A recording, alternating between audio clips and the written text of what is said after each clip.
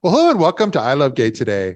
And we are here in a whole different world than we've touched on before. We're here in the world of wrestling and pro wrestling and the world of drag kind of merging into it. And we're here with Ry Levey and Pollo Del Mar. How are you both?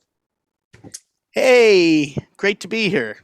So I'm very excited at any opportunity, Matt, to talk about pro wrestling. Oh, I'm excited too, and I'll explain why. But first, you guys have come out. You've got this film that it had its kind of debut at the Toronto LGBT Film Festival, Inside Out, I believe. It's called Out in the Ring. Yes. So we just world premiered at the beginning of June at Inside Out. Really excited that we had one of our legends there with us, Susan Green.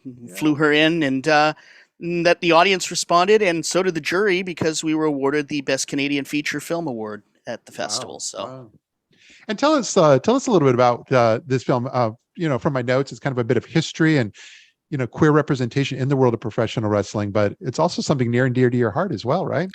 Yeah, so wrestling for me was part of my childhood, in that I grew up in and like Pollo, Paul, as a fan of the territories of professional wrestling, which were these kind of segmented indie locations. And I grew up in Calgary, Alberta, or around Calgary, Alberta, on Stampede Wrestling, and it was a part of my childhood that I loved. And when the time came to pursue creation of my first feature film, after years of working in film since the mid '90s, it made sense to take something that I loved and that I grew up loving, and exploring one of those things through a queer lens. Yeah. And wrestling made sense, and I totally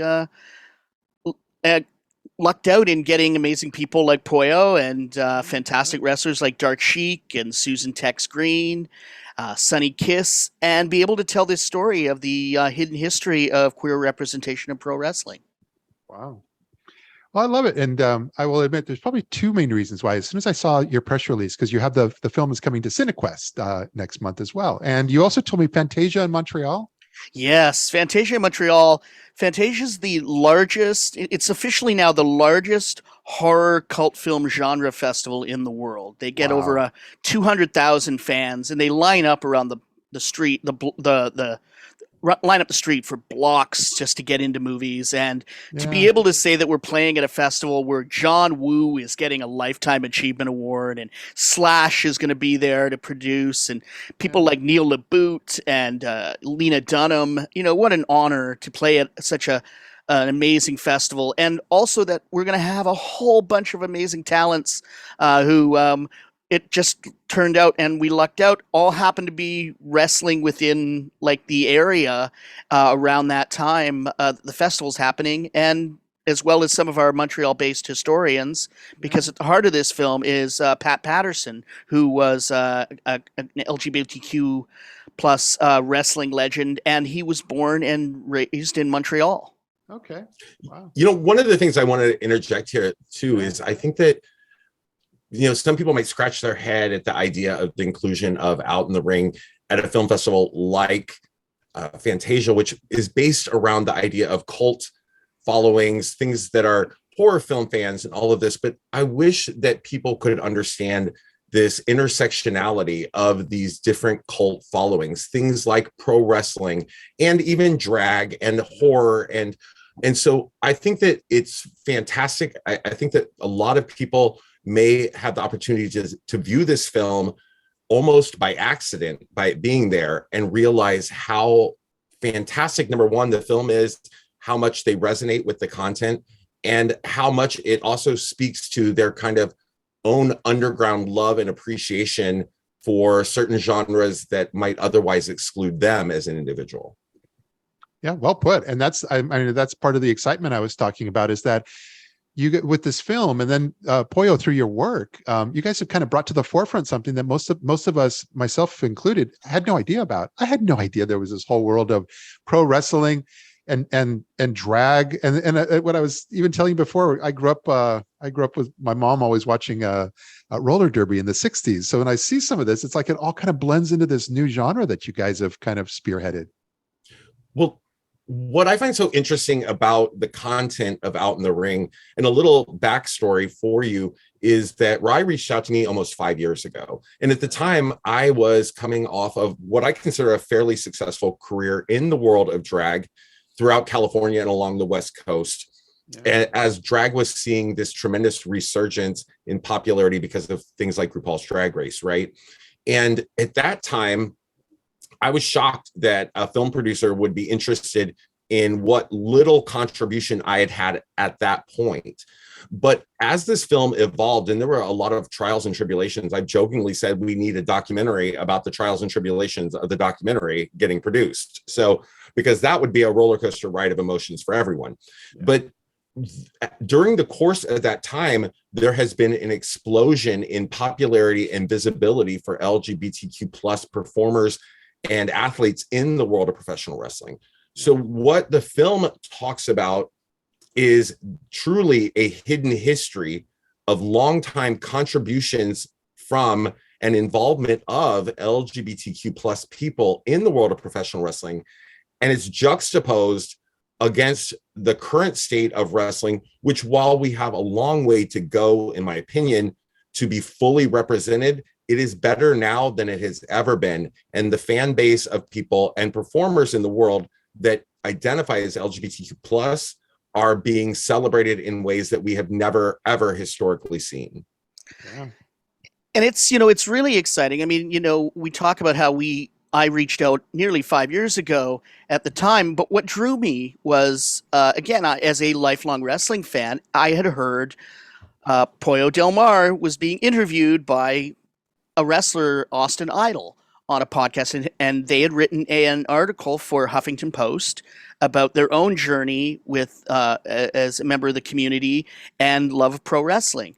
And the moment I heard that, I reached out, and I had to, and then I did of course, I always do the research to find out, is this person, am I going into interviewing somebody that, maybe, I think knows a little more, and what I couldn't anticipate was just how wonderfully warm and charming and knowledgeable and engaging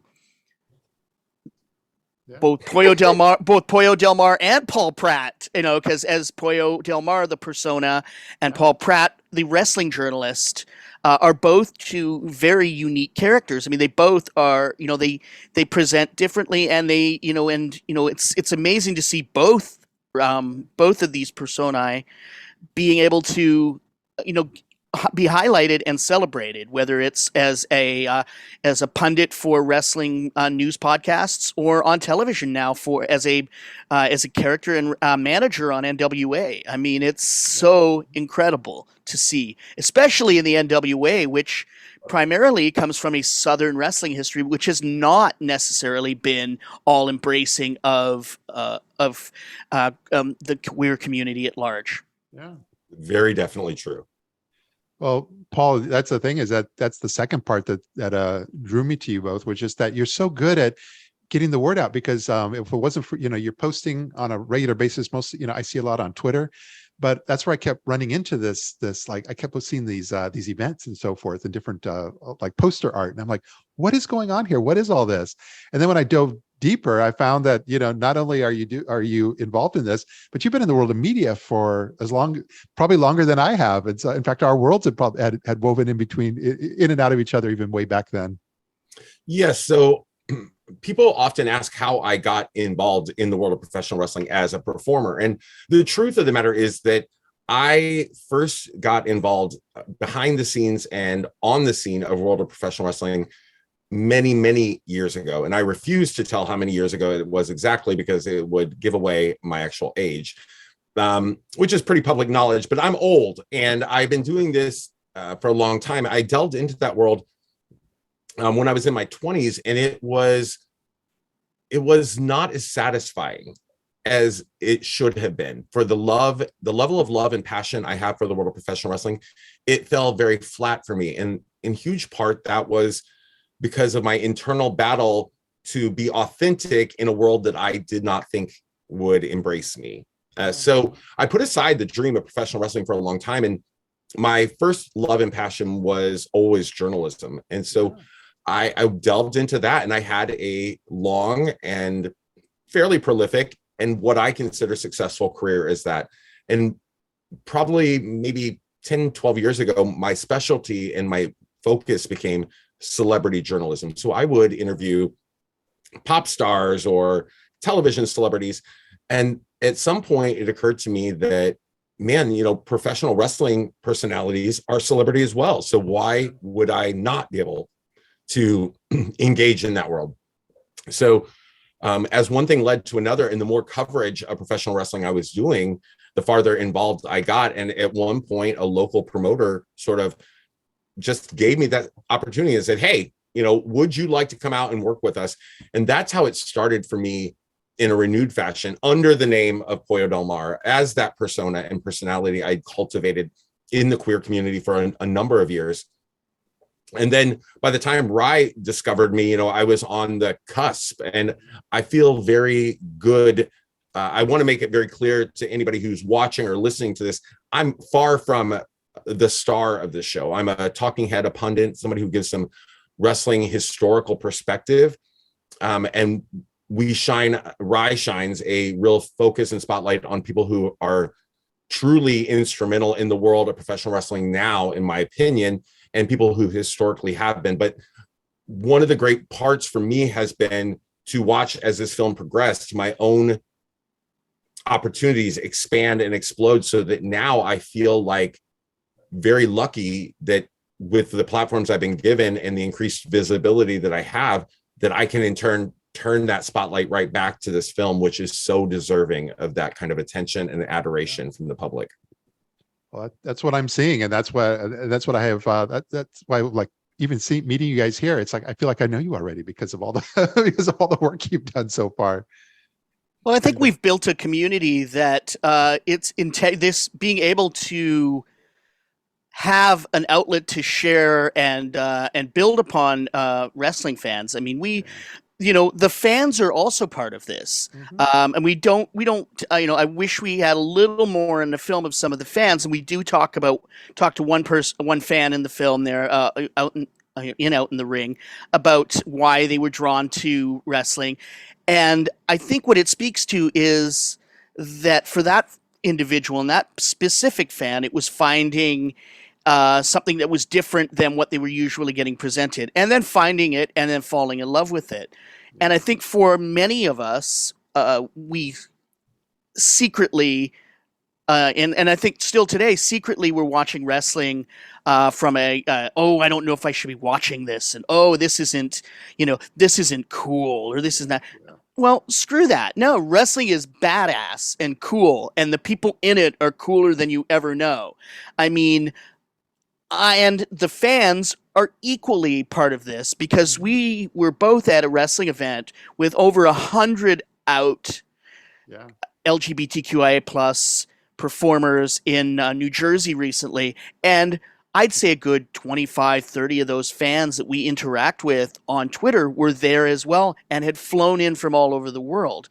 Yeah. My friend from Outsports, who's become one of my best friends, Brian Bell, they were there with their partner, and we had the best time connecting in person, because most of our interactions over the last few years have been like this, not in person. And so it's really in a way, it's really, really perfect timing to come out of this pandemic when we all want to be together, and we're starting to be together to share this communal experience of wrestling with an audience, whether in person as wrestling at live events or through the film's public screening, which is really ultimately the best way to share and experience stories. I want to just, I feel like I'm nitpicking, but Ry says we only talked to one fan in the film. And I say we just because I'm part of the project and have been for so long. I feel emotionally invested in this at this juncture. Yeah. But I would disagree with that, because I've never met a professional wrestler who is willing to grind on the daily basis that is required for success in this industry, to work for practically free, to put your body on the line, to travel all over the country and get no sleep. who is not doing it in huge part for the love of professional wrestling. We all start out as fans. Yeah. And I think that that's true of any fan base. You know, going back to the Fantasia thing, I said, like, there's very few people who are going to commit themselves to like any genre, whether it's music or film or wrestling or anything like that, if they're not a fan. And, you know, we talk to all of these people who now have fans of their own and who have an audience who looks to them as a person in the world of professional wrestling. But every one of us started out as a fan. I mean, we talked about my involvement in the National Wrestling Alliance, and I just debuted a few weeks ago on their television broadcast. And there isn't a day that goes by that since I was there filming in Nashville, or that I have upcoming filming in St. Louis and Nashville again in the coming month, that I don't sit down and think, oh my God, I get to interact with these, you know, XYZ, like all of these people who I grew up watching as a fan of, and now they're colleagues and mentors. And I'm there being absolutely the person you're seeing sitting in front of you, this flaming homosexual who cross-dresses for success, you know, on a weekly, if not more basis. And they all seem to accept and appreciate me.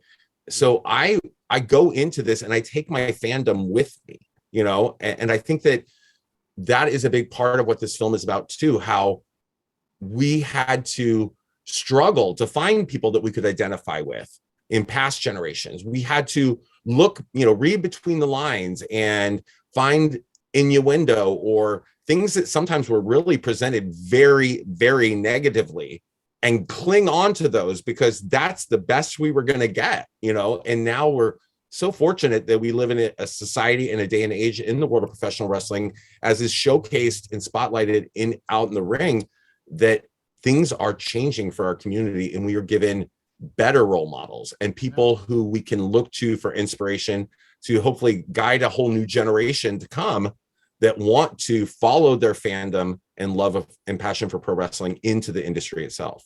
Yeah. And it's definitely happened a lot. I mean, I'm going to, you know, to kind of focus on one individual who has parlayed that, and they are incredible, is a young wrestler by the name of Kid Bandit, who has only been in the industry for maybe a year and a half, from training to entry, and they have come out as non-binary and trans-identifying as well, and they have built their own fandom through Twitter, as you've mentioned that you found out about us the same way. It's this building a fandom and this idea of finding yourself represented. And I don't know if it wasn't for trailblazers like Sunny Kiss being trans feminine, gender fluid, or Nyla Rose being an amazing, you know, two-spirit trans woman of color, as an idea for Kid Bandit, who eventually would then come out further about themselves and who they are, and build those personas, and it's just really wonderful for not only just their wrestling persona, but their human existence and who they are as a person.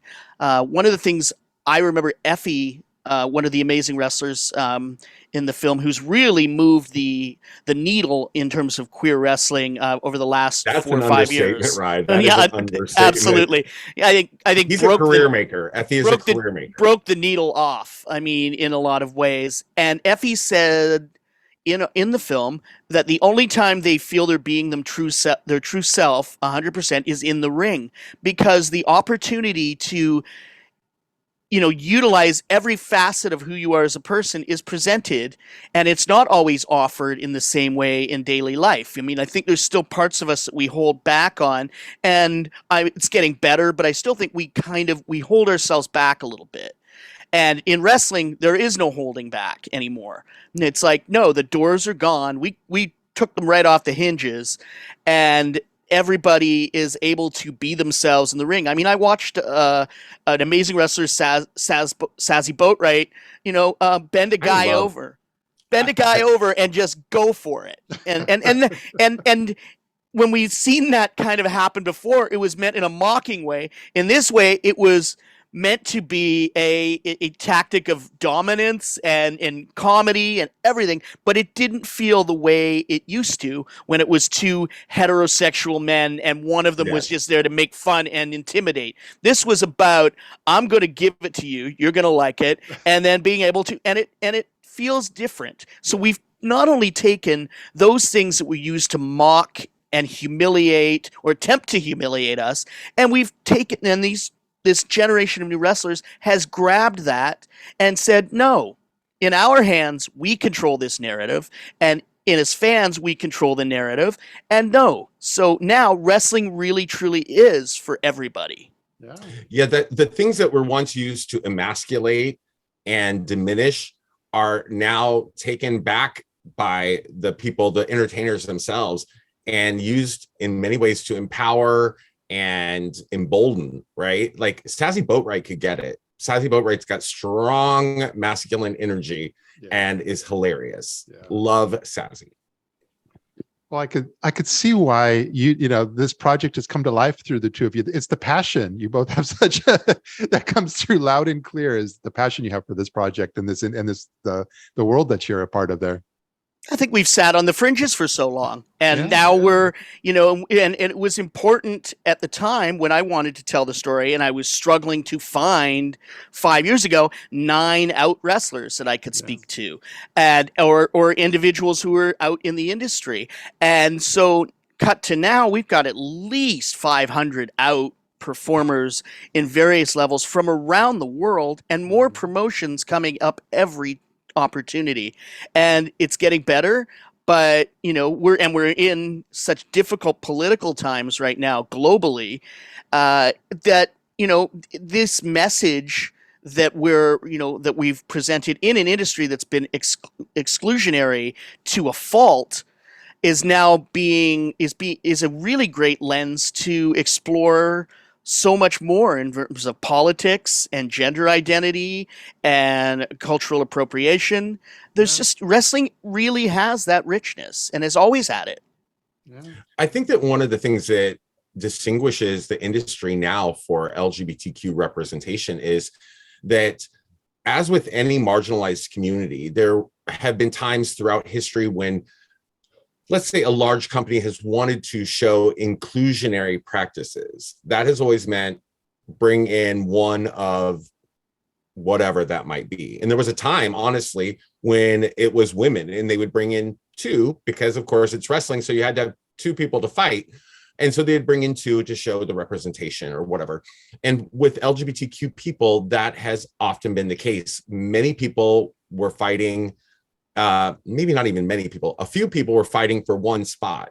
And quite often we would get the same kind of concepts replicated over and over again. And if, historically speaking, you will find that.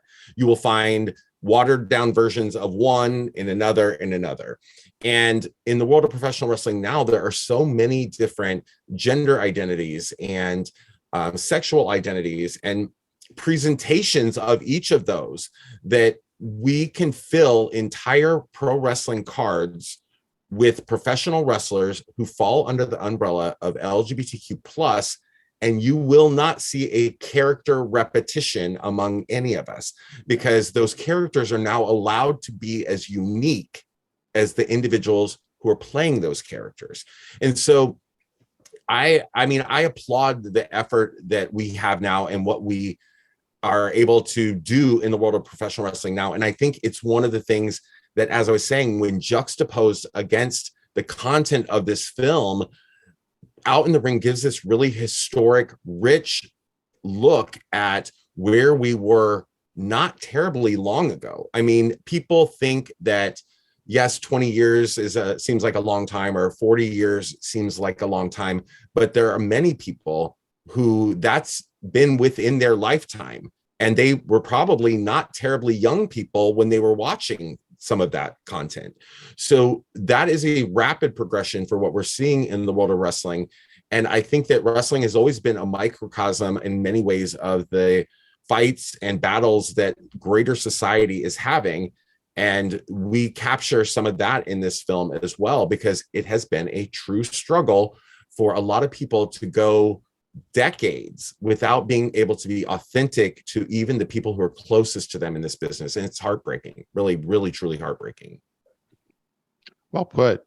And no, I love all this. And for anybody who's been watching, what we're going to make sure is that in the links, especially on YouTube, we're going to have links to not only all your social media, some articles we found, but also the Vimeo trailer. And so the Vimeo trailer is it's like 2.5 minutes, and it really allows folks to get a better sense of exactly what this film is all about. And yeah, and just a shout out. I mean, that trailer was cut by our amazing editor, Brad Webb.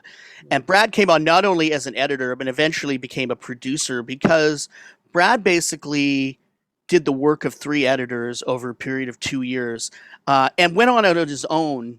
As a wrestling fan, I mean, he was interested, but he became a researcher in so many ways, in finding clips and photos and images that, I was actively looking for, but then I'd see the edit or a rough cut and go, where did you find that?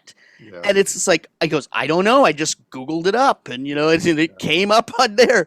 And then, so to find so much of this content, and then, to go from 45 hours of interviews and at least 45 hours of B-roll and photos, to get to an hour and 45 minutes where we are, and still feel like in a way that I'm only just scratching the surface of what this is a testament to Brad's skill as an editor, his genuine love of this project. And I think not one person involved in this, people outside of the fandom of wrestling, to those who are part of the industry, those who were fans coming to work on the film, are now bigger fans, or if they weren't fans, are now fans of pro wrestling.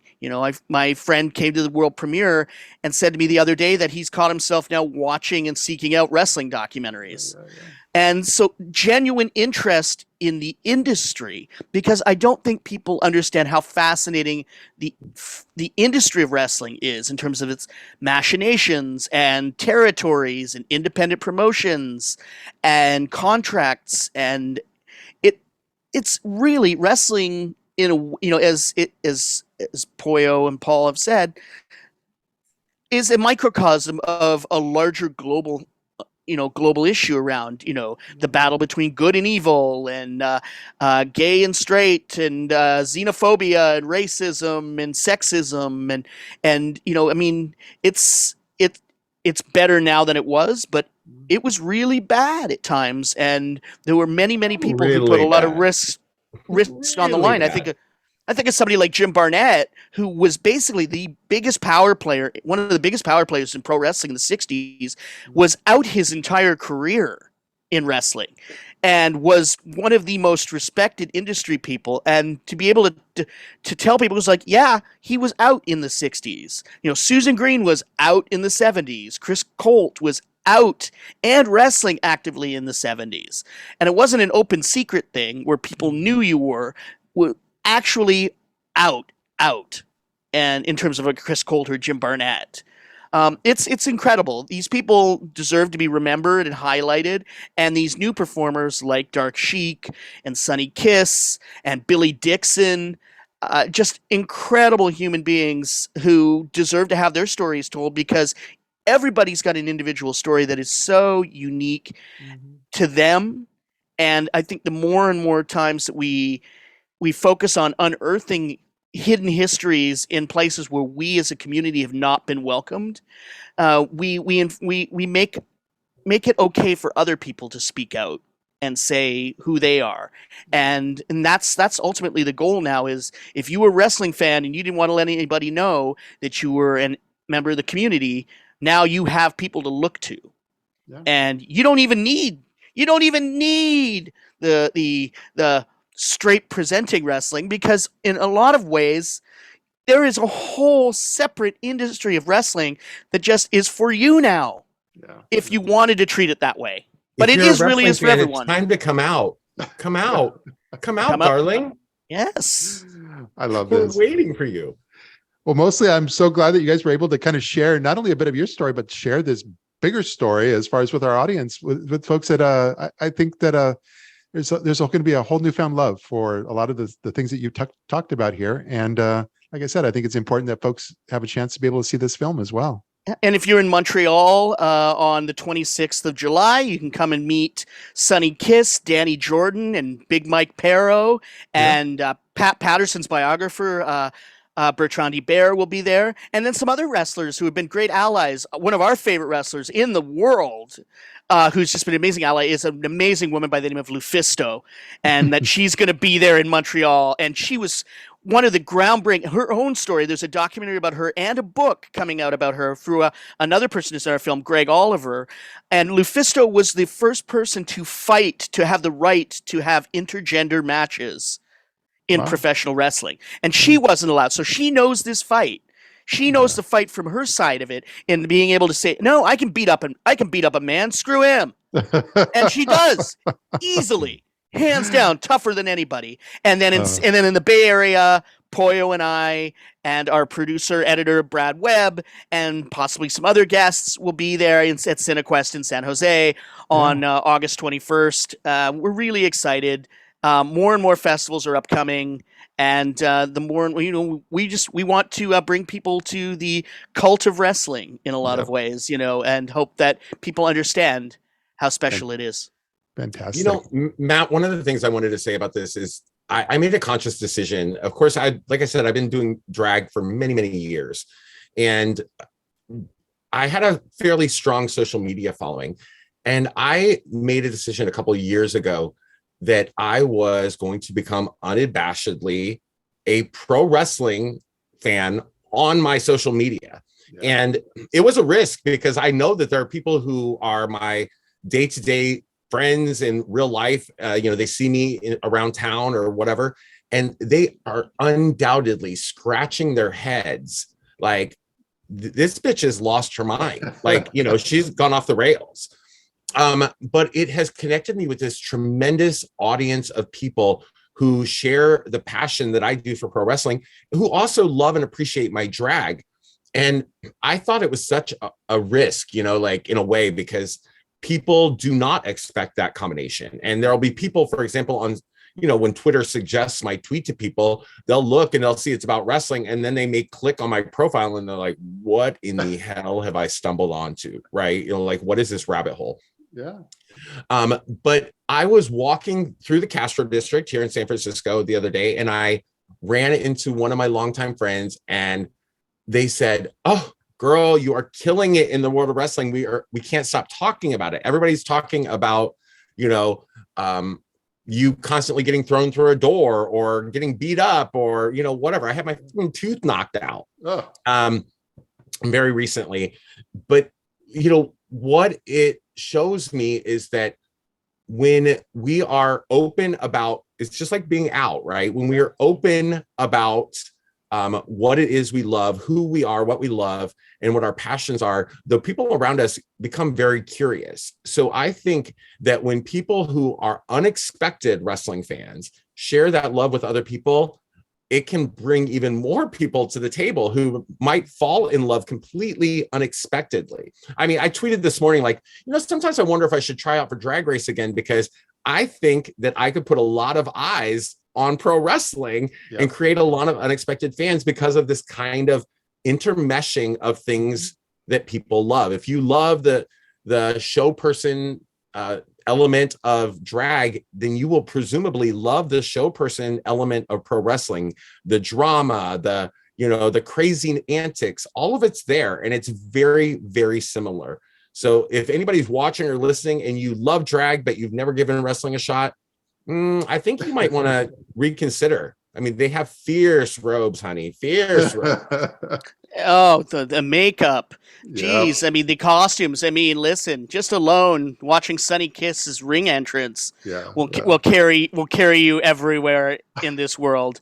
And it's pretty amazing. I mean, and the interesting you mentioned that Paul mentions is that Drag Race now in the last year has brought up wrestling in a topic on the show, but they've dabbled with it before, because in, I think, season 3 or 4, they did a Was it 4? It was 4. I think it was 4. Yeah, it was pre-Jinx. Yeah. So, and we still even know about the show, and we don't, we're not as embedded in it as we are. But they did a wrestling competition.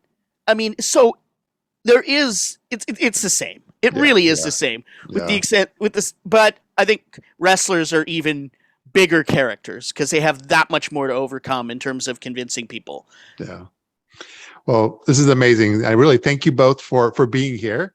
And since you're talking about those film festivals and so forth, I look forward to being able to connect in the real world sometime soon. So I get out and about as well. Yay. But thanks again. Matt. And I look forward to catching up here. Sounds good. Thank you. Bye. So good.